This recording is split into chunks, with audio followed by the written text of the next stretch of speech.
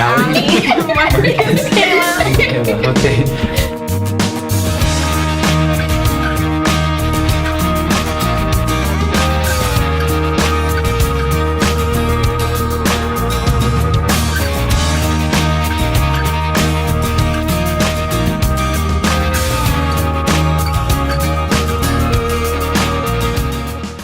As I was reflecting on the readings for this Sunday, I thought about, those disciples being in the upper room. And oddly enough, I also thought about the latest Disney flick, Frozen. There's, Elsa, the older sister, who, when she's very young, she discovers this great power in her, and then ice and cold comes from her hands, and she learns with her younger sister, Anna, how to use this gift in very fun and creative ways.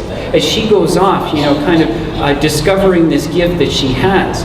The song Let It Go inspires us, I think, for a reason, because it shows us how free she and us all can be when we discover our gifts from within and we feel free to let go of anything that hinders them.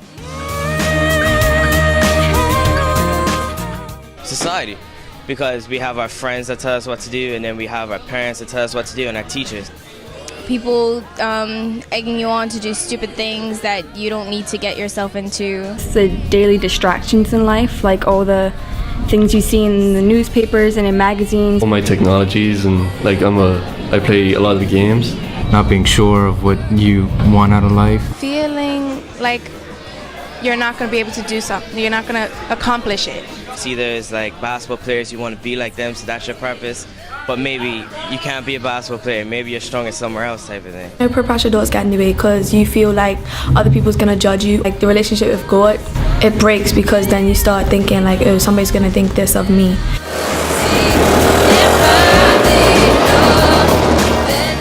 Vocations to married life, single life, the priesthood, the permanent diaconate, religious life. These are all avenues in which people have discovered great gifts inside of them. They've discovered that with great gifts come great responsibility. But in and through it all, most of them grow closer to God and a full awareness of what those gifts are and what they're meant for. And as they often make lifelong commitments to living out this call to love, they discover that it does free them in the process.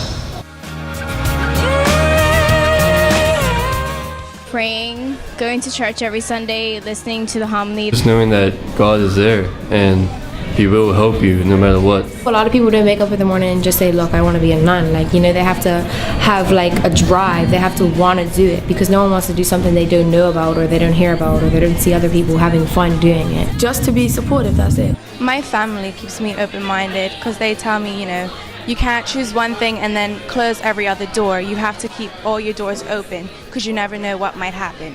Leaders in the community, just advice from them. Like religion teachers or priests or the sisters, whatever you say, they're not going to shut it down. They're going to try and lead you in the right direction. I don't know, just something within me just tells me to do the right thing. When you're yourself and no distractions are around, then you really see how you want your life to be. And so when you're in nature, when technology isn't there and your parents aren't there to say this is what needs to be done, you're really surrounded by God and nature and you just get to feel Him.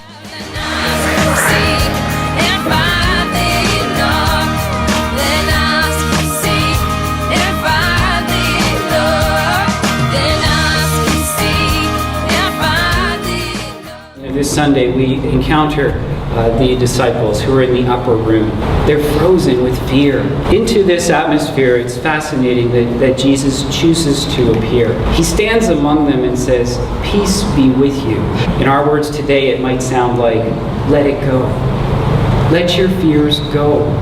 You can feel free to use the gifts that you've discovered in your relationship with me. Do not stay in your ice castle. Do not stay in your upper room, afraid of what may happen. They may take your life, but they cannot take your love.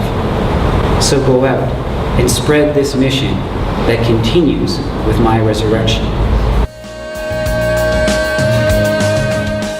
You need faith to lead you through the vocation. You can't get anywhere in your vocation if you don't have faith. Just know that God is always there and He loves you no matter what. If you believe in God and if you want to do what He wants you to do, you got to be the person to decide that for you. Don't let anybody tell you that you can't do something.